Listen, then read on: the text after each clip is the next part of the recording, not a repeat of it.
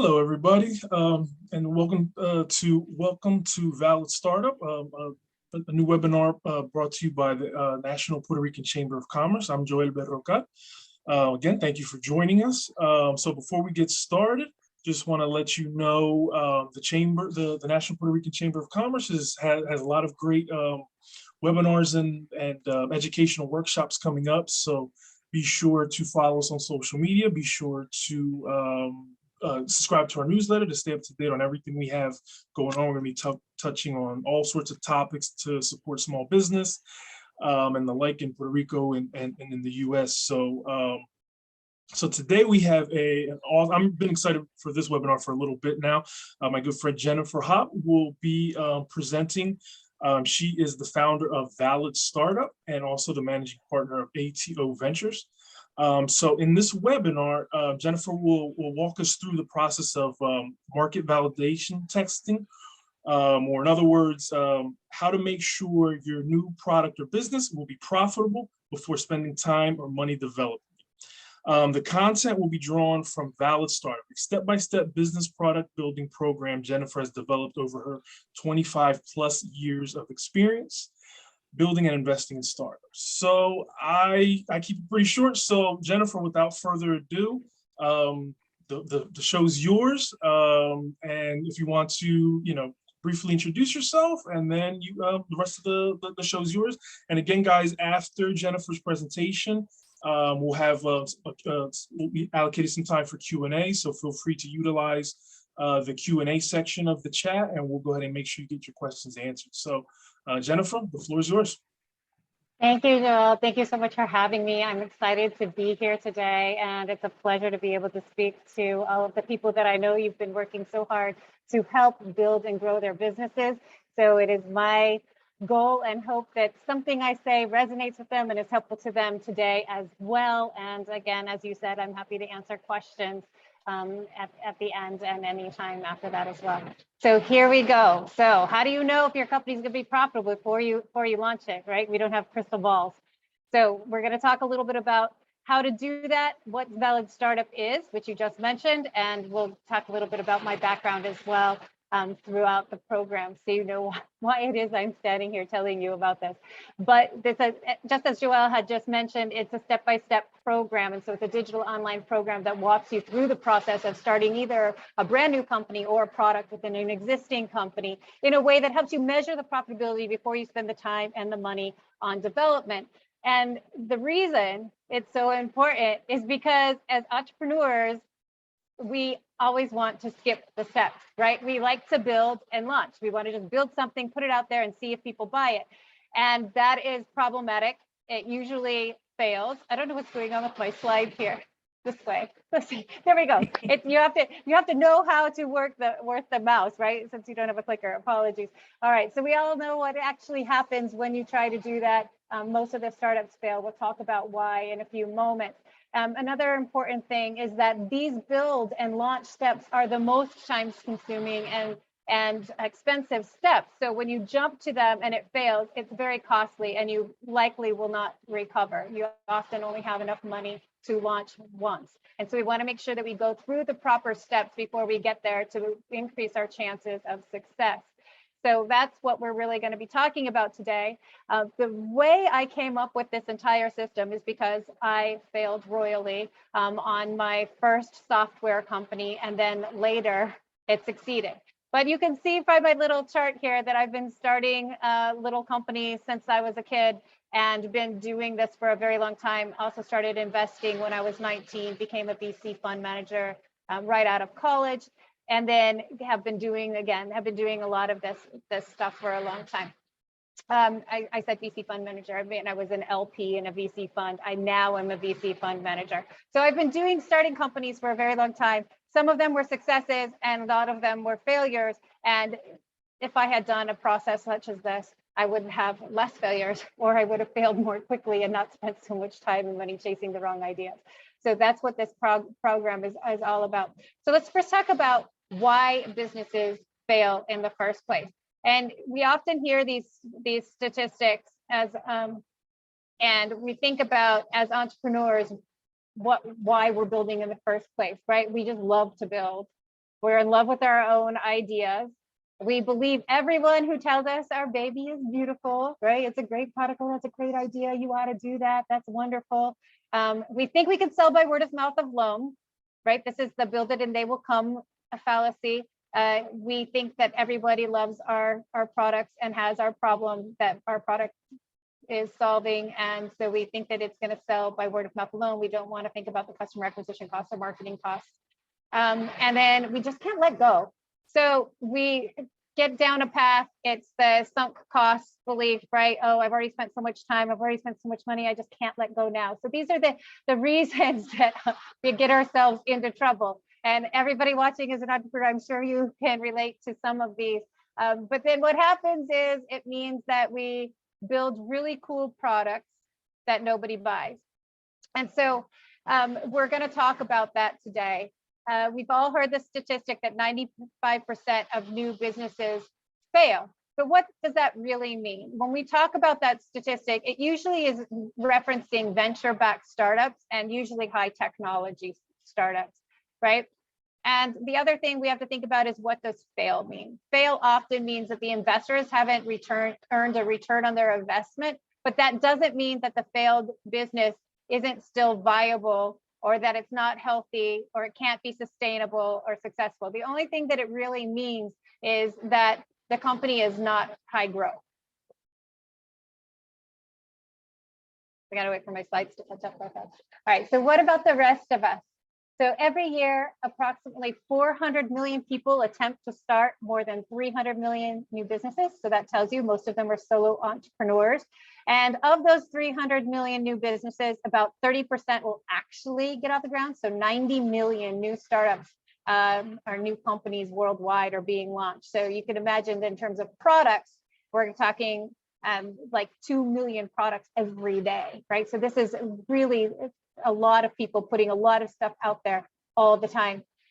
And then 70% of those new products will fail, meaning that they'll stop operating. So now we're talking about actual failures. They're not in existence anymore within 10 years. Now that statistic may or may not be important because maybe the businesses weren't launched in order to exist for more than a few years. You're not really sure, but it's nonetheless, you can tell that in about 5 years, about half of the companies that started today are not going to be around anymore. So what can we do? What can we do to tip the odds in our favor? It all comes down to this product market fit, which is a term that we've heard before, but what it really means is whether or not there are enough customers willing to buy your product at a profitable price. And that's what we want to test for. That's what we're going to be really looking for throughout the program. More than 60% of businesses fail due to lack of product market fit. So this is a big problem. And the biggest reason why is simply because people don't always do what they say they're going to do. So if you ask someone if they were going to buy it and they said yes, and they said, oh, your product is awesome and amazing, that doesn't necessarily mean that they're going to slap their credit card down when the time comes.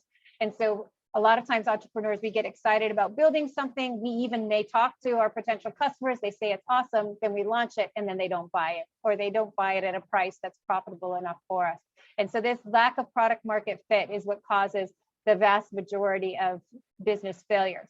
But the good news is that you can test for product market fit before you start your business. And that's why we are here. And that's why we wrote Valid Startup program. So the steps I'm going to take you through today, it's a little bit of an abbreviated version of the program, just to give you the idea of the key concepts. We're going to talk about verifying the problem, making sure that you're offering something that's different, doing a profitability gut check, and then verifying your solution, and finally validating what you've learned, which is the market validation step.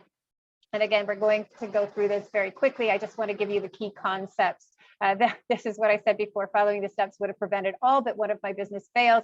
The only one it wouldn't have prevented was there was one time I started a company with a celebrity and they decided they wanted to continue making movies rather than do a tech startup. So we shut it down. So sometimes, market validation testing doesn't always help, but it will definitely solve the lack of product market fit problem. All right, going through. So the first thing you want to do is verify that there is a problem. People don't buy stuff, They buy solutions to their problems. And that's something for you to keep in mind at all times. The caveat to this is that it might be an entertainment product. And so you say they're buying the solution to their problem is I want more joy. So that one might not be exactly a problem in the way you think of it. But in general, your product or your business should be solving a problem. So what you want to do is first make sure that it solves a real problem that people want solved and are willing to pay for, and then understand what the current solutions are that are already available. So with that first piece, in terms of making sure your idea solves a real problem that people want solved, you have to talk to them. And this comes down, these early steps comes down to a lot of discussions with potential customers as well as research. And so for some of us who appreciate more sitting behind our computers or tinkering in our workshops and kitchens, this is hard for us. We have to take a pause and really go out and talk to the people that we think are going to want this product before we begin tinkering, right? So in these early discussions, I say don't lead the witness here, because what you're trying to do is see if they come up with the problem themselves. You don't want to go and just ask them, hey, do you have this problem? Would you like me to solve it? Here's my solution. What do you think about it? You really want to stop and pretend like you don't even have a solution in mind. Now, if you're a company that's looking to innovate and you may not have actually a product in mind yet, you just know that you want to start looking at innovating new products, or if you're a founder that knows you want to leave your day job and start a new company, but don't yet know what that is, you actually might not yet have a solution in mind and you truly are looking for a problem. But for those of us who have a product in mind, we want to leave that aside for a moment and just talk to the people that we think are going to buy that product and ask them about their day. What are the processes they go through? What are the challenges they face? And as they're talking about their day, do they actually bring up the problem you think they have? And if they don't, then that's a sign that maybe it's not a big enough problem. If you get to the end of those conversations and they still haven't brought up your problem, it's okay to say, hey, what about this? Is this a problem for you that you would like solved?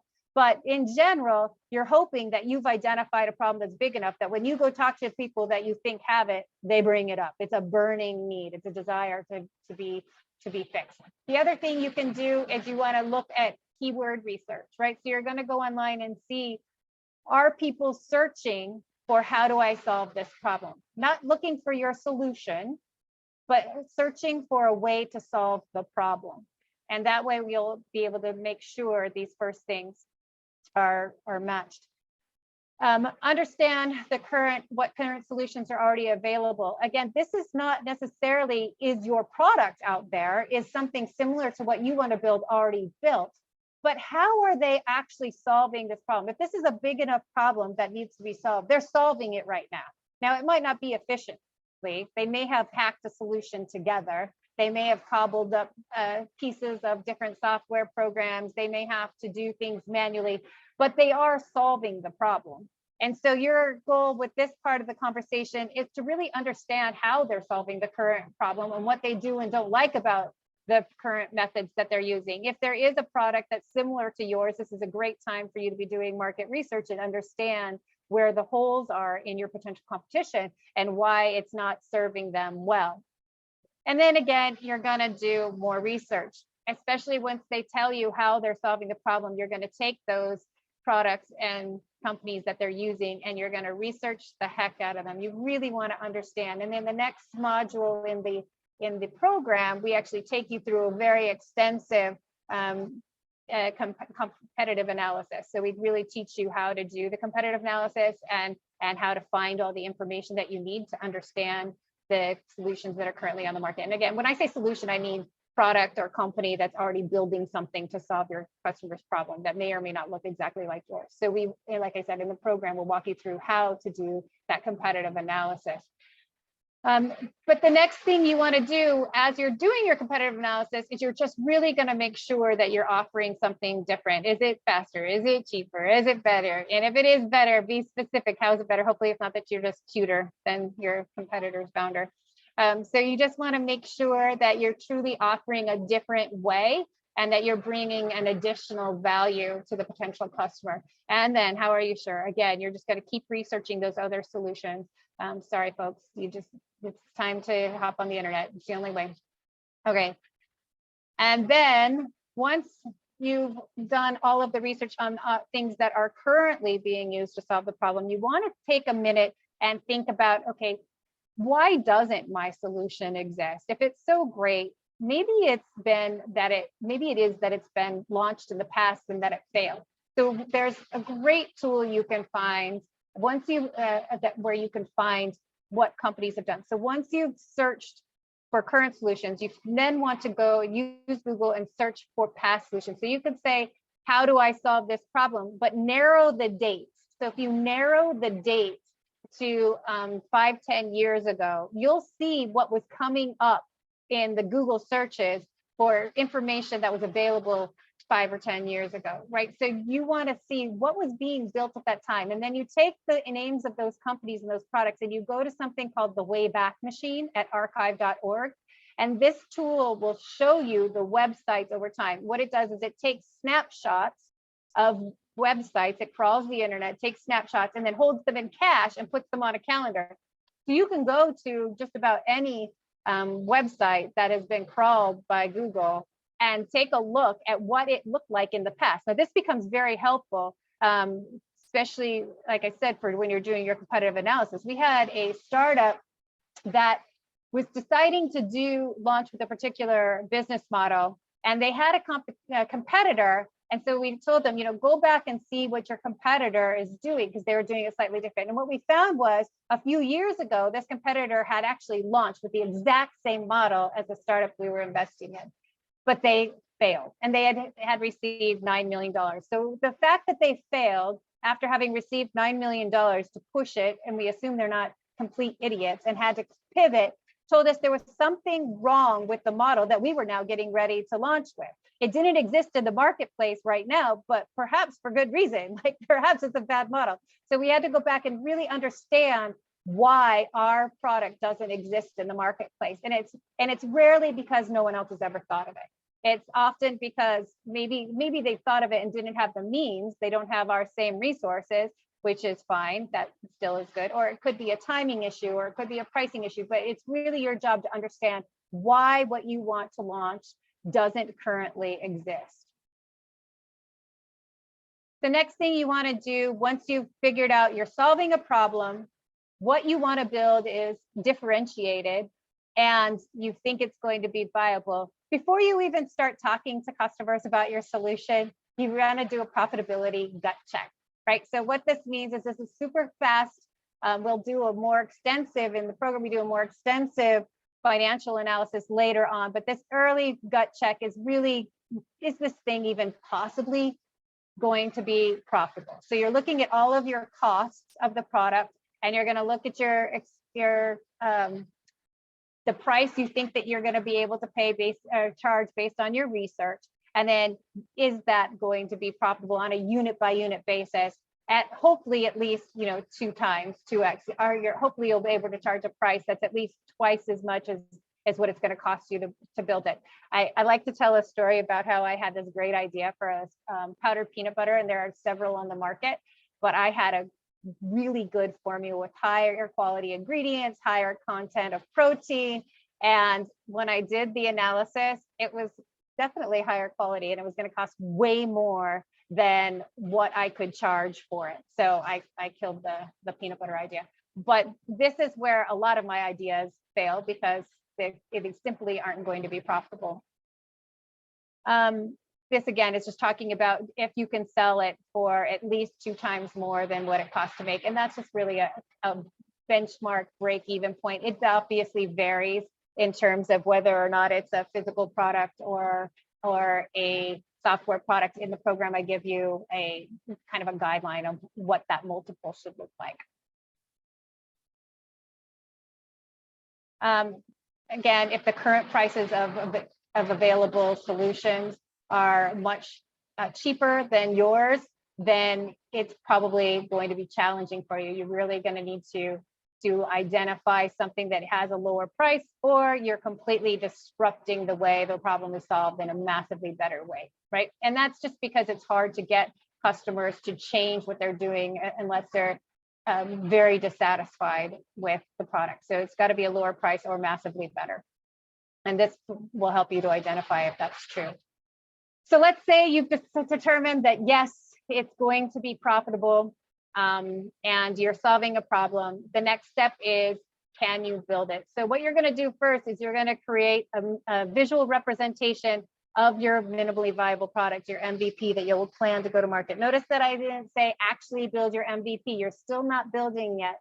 What you're doing in this step is you're determining, you're building a picture of what it looks like so that you can describe it to someone. So it could be that it's mock-ups, it could be a model, it could be an explainer video, but in some way you want to come up with something that you can put in front of people to explain what it is that you want to sell to them. Before you actually start showing it to them, though, you want to make sure that you can actually build it. I'm having challenges with my slides.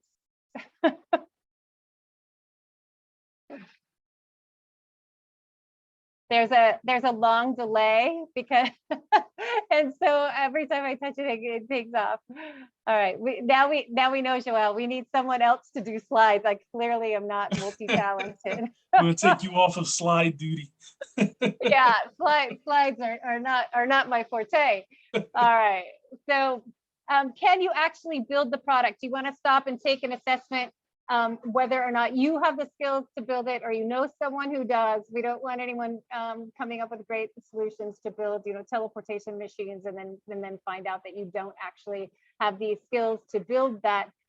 So this step takes you through and has you figure out what the build plan is. Make sure you do have access to the raw materials and resources that you need. You don't have to actually start building. Again, this is just make sure you can build. Once you're sure you can build it, then you're going to go see if customers will buy it. Now, again, this is before your actual market validation, where you're getting them to put a credit card down. This is where you're still just getting an idea of where to start. Does it solve their problem, and how much will they pay for it? If they say, no, this actually doesn't do the trick for me, then you've got to go back to the drawing board. Same if they tell you that they're willing to pay a price that is going to be too low because you've already done your gut check, then you have to go back to the drawing board. But this is verifying that your solution is going to be at least potentially viable in the market. All right, and then we go through a bunch of different things that I'm not going to talk about today, but in the Valid Startup program, we'll take you through financial modeling, where you do an extensive projection and budgeting of what this is going to cost to build and launch and what your financials will look like. Then you're going to do a go-to-market strategy, you do a team assessment, and then we actually walk you through the process of forming your company in the United States, in Puerto Rico, whether you're here or abroad. And then once you do all that, you're ready to launch. That's when we do market validation testing. Now, I put this giant ATO Ventures slide in here because I didn't want to forget to talk about it. So it's really for me. It's a big signpost for me to remember. So ATO Ventures, Joe mentioned at the beginning of this program that I am the managing partner of a venture capital firm called ATO Ventures, which stands for Against the Odds. And what we do is market validation testing. Our whole premise, our whole methodology is based on that. So we give a small investment to companies we're interested in backing right before they launch. We help them go through this market validation process. And if they pass the testing phase, then we give them a larger check to actually complete the product and go to market. And so if you get to this phase, I think it's step 9 in the program. If you do market validation testing on your own, or if you get to this phase and you decide you don't want to do it on your own, you can contact ATO Ventures and see if we might be a fit. And if so, then we'll help you through the process. So I just wanted to bring that up. But for everyone else, this is how you do it if you're going to do it on your own. The first thing you're going to do is to set up your sales channels. Now, again, just as a reminder, what is market validation testing? It's when you put the product, or in your case, likely a visual representation of the product, because hopefully you haven't spent too much time building it yet, in front of your prospective buyers to see if they actually buy it. Now, this is different than the first conversations you had where you were just asking them based on a picture, like, would you buy it? How much would you pay? In this case, you're actually going to put up a landing page or give them brochures or set up at a booth and actually get people to try to buy it. Either they're going to pre-order it, or they're going to join a waiting list, or they're going to sign a letter of intent. But you really want them to be giving you your credit card at this point. And we run this process when you are ready to launch in probably no more than 3 to 6 months, right? So you wait until you've already determined that you're going to be able to actually complete a saleable product so that you can deliver it to them. But during the market validation testing phase, you're actually gathering those pre-sales. If you can't gather pre-sales, and we've run into this in a couple of instances when you are actually not allowed to pre-sale until you have FDA clearance, for example, there are ways to test your propensity for sales, right? So you can use proxies and get around that. But in general, what you really want to do is be pre-selling the product. When you get through this process, you should have validated your go-to-market strategy, verified your pricing and your target markets, and actually have revenue. You should have revenue and know exactly what you need to do and where to launch. And then again, if you went with ATO Ventures, then you'll have another investment as well at that point. All right. So you want to get this visual representation or an MVP, if you've actually gotten that far, in front of at least 1,000 potential customers. And that sounds like a lot. If it's B2C, if it's B2B, meaning if you're selling to other businesses and enterprises, that could be lower. But again, the point is, are they clicking buy now? Are they giving you pre-orders? Are they joining the waiting list?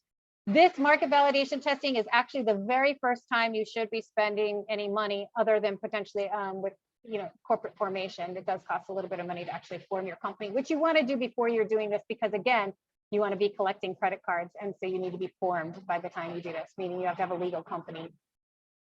All right, then you're looking at, did the people actually buy the solution? If the answer is no, then you've got to maybe tweak your marketing first. It could just be in the messaging, but if after all of the iterations of marketing, people still aren't buying your product, something's wrong.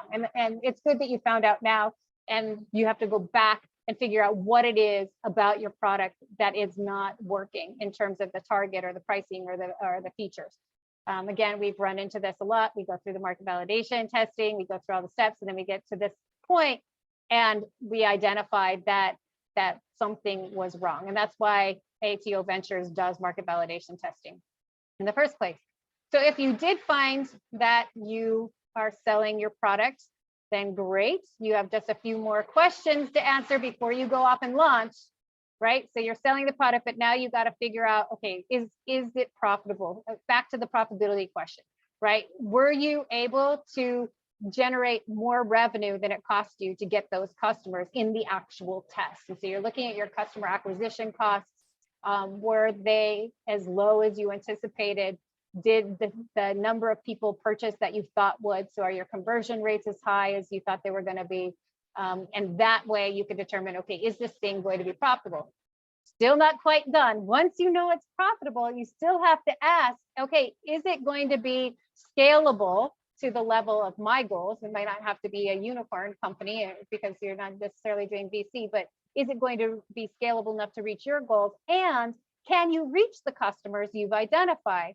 And if you have a great product, but all of your customers live on Mars, they're not probably very reachable. So you want to make sure that you have a high number of qualified potential customers, as well as ones that can be reached. And then once you've done all that, then congratulations, you have a valid startup. And it means you have something that's likely to be profitable.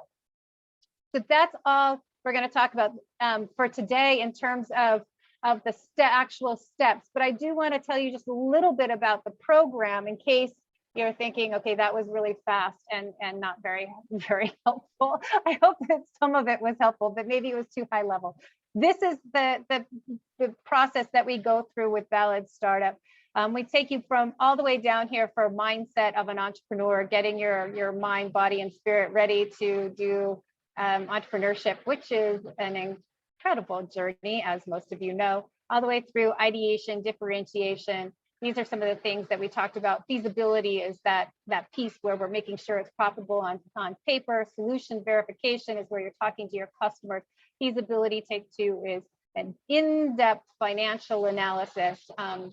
but don't be scared. I'll tell you why in a minute. We walk you through it very, very simply, step by step. Your go-to-market strategy, you just take another pause to make sure you and your team are still as excited about this as you were from the beginning. Then we walk you through the process of forming the company, actually making it a legal LLC or C Corp, even in the United States or Puerto Rico. You don't have to be here to do that. You can still have an entity here, even if you are a foreign company. And then the market validation testing, where we make sure everything is as we expect it to be before we go seek funding, build the product, and launch. And of course, this is only if it's needed. All right, so those are the steps we walk you through. But when I say step by step, I really want to point this out. I really, really mean step by step. We break it down. Every module is broken down into different milestones, and every milestone is broken down into tasks. So you can see this example over here where it's saying, create spreadsheets with these columns, add this row based on your research in the past section. What do you do? Okay, fill that information in and then click here when done. And it seems like this is pretty rote, but I promise you it becomes very helpful when you are waking up in the morning and wondering what to do next. So if you've started companies or you started building products before, it's easy to get really deep in the weeds, and you kind of get to this point where you're like, all I know what to do is to build. I don't know actually what to do next in terms of how to test the product or build the company. All I know is how to tinker with product, and that's easy. And that's often why as entrepreneurs, we go back to our designs and start playing, because it's easy and it's fun. And we don't really know what to do in terms of building the business or checking to make sure that it's going to be profitable. So in this way, you see your progress every day, and it walks you through step by step. You can jump around in the modules. You can do different, one module in reverse order. You can do whatever you want. But I really encourage you, if you do the program, to start from the beginning and walk through it from beginning to end, so that you can not get lost for one, but also not miss steps. So even if you've already done most of the steps, just click through them very quickly. You might be surprised of what you left on the cutting room floor the first time. But it's very fast and simple to just click through and do these step by step.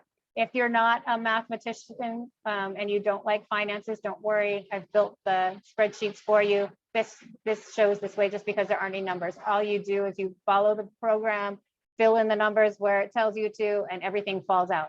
Everything calculates for you. So it's don't worry. And the whole program, just so you know, it's under $20 a week. So it's not super expensive. It's the idea is I wanted to build something so that we would have more startups that are profitable. It sounds ridiculous, but I am an investor, so it helps me if there's a good pipeline of startups. And it also breaks my heart when I'm sitting on internet on Instagram, for example, and you see people, spending all of their time and money trying to turn their hobby into a business when maybe it's just a hobby. And so going through this process is helpful whether you have a small business idea and a solo entrepreneur idea of a product that you want to make by hand even and sell.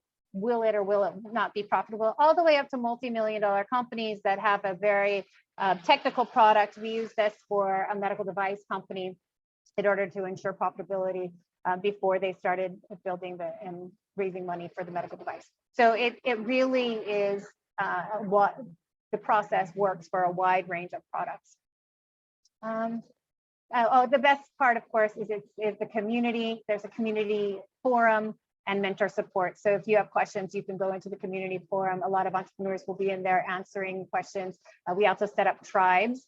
So you can join groups of people that have similar issues to you. There's a first timers tribe, a mom and dad's tribe, athletes and creatives tribe, and a techies tribe. And then we'll probably continue to add tribes.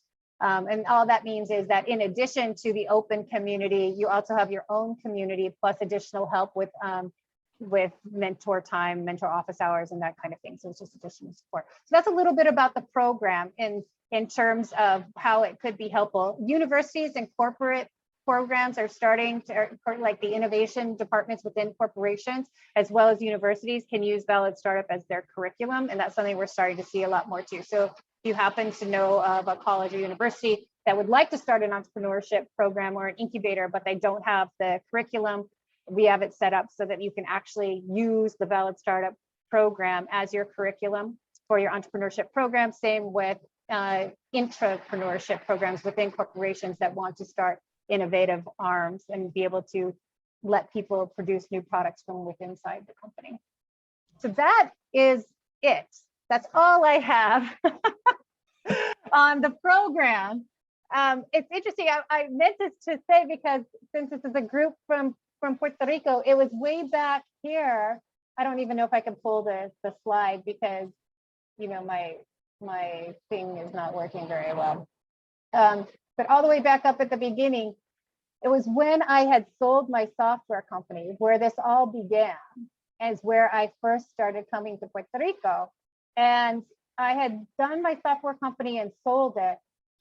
And then was looking for what to do next. I knew I wanted to go into venture capital. I had done some angel investing. I don't know why I'm taking the time to go back. It's not that helpful. I'm going to stop sharing. Okay, it's just distracting.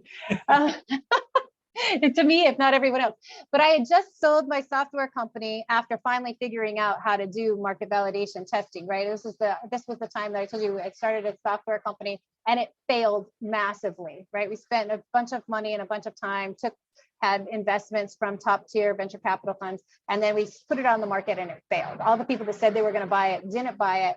And so then we scrambled and tried to do new tests, and this is where we came up with the market validation testing strategy, and finally found the right opportunity.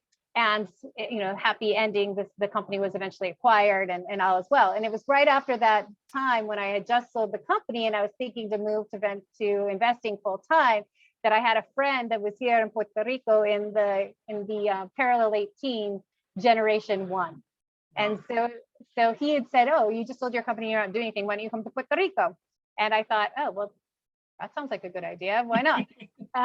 But then I started feeling very guilty because it was literally the first time in my life that I had not been working, and I was going to take some time to go to Europe and then go visit some family. And so I was feeling very guilty taking so much time off. And so I called him back and said, "Hey, you said there's something about an accelerator, incubator, or something or other. Do you guys have a demo day?"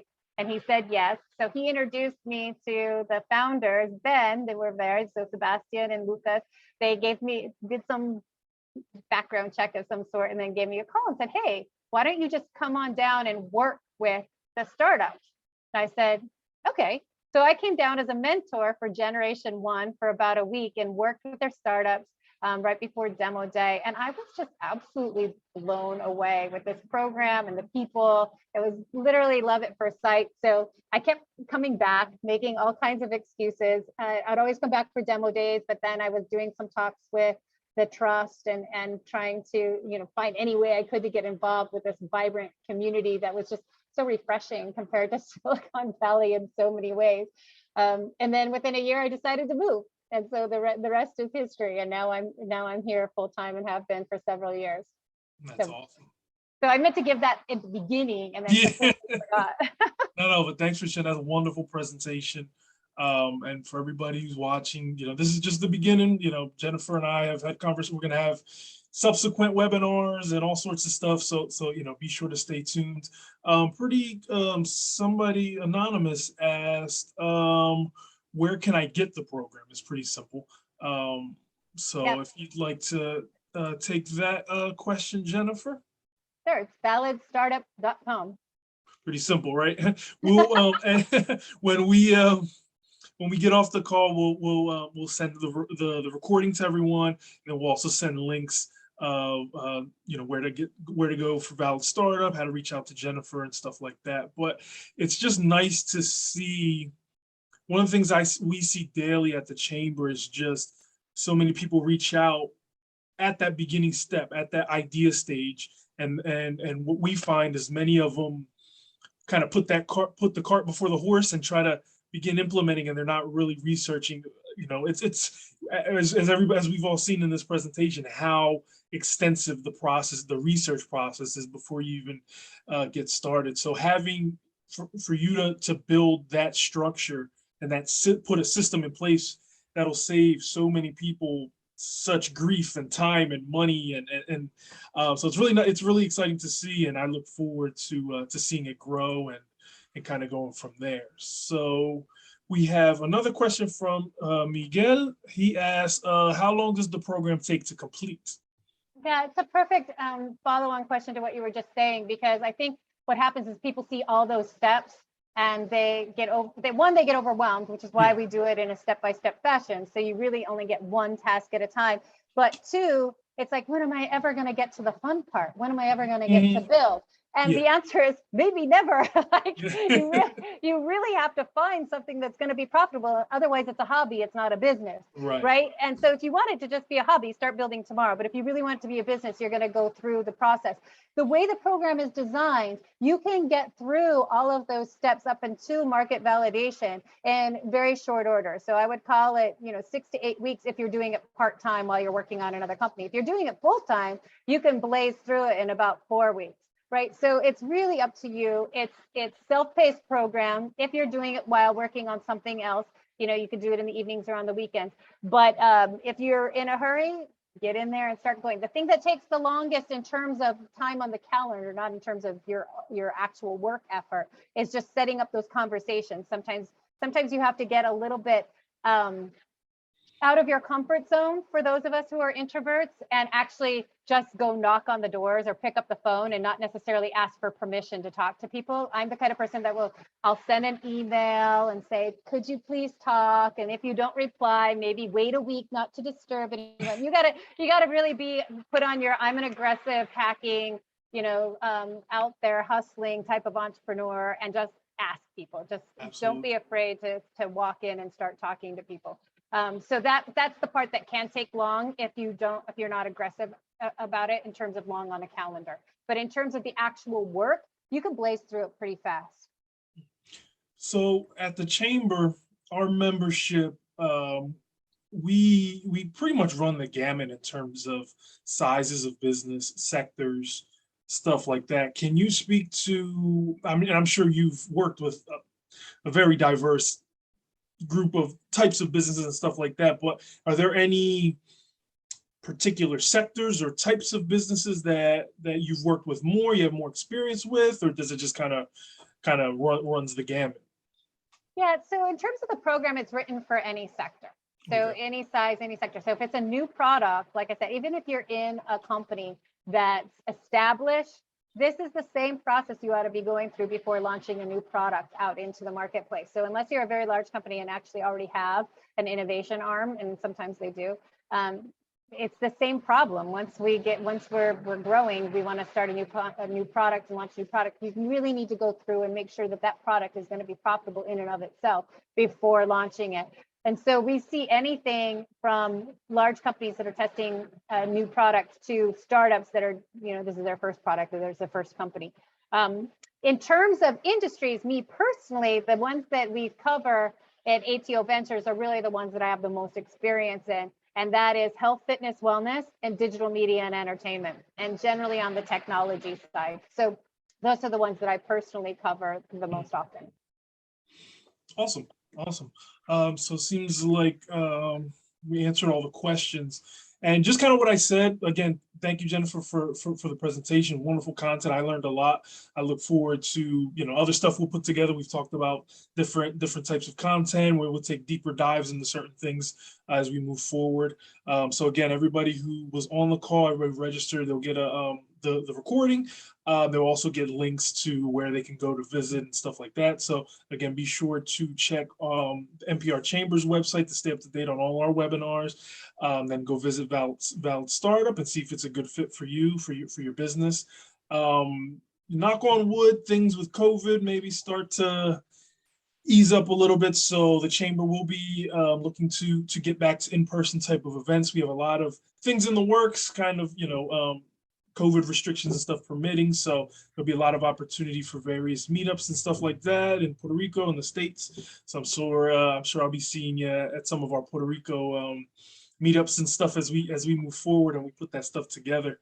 So yeah, so that's I think Jennifer, unless you have anything else to add, we can go ahead and end it for today.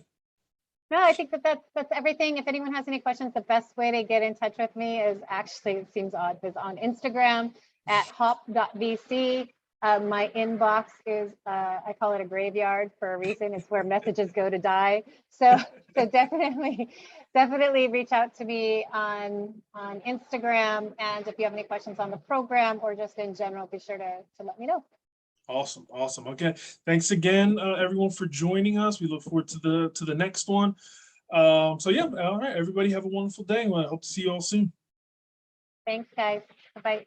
Bye-bye.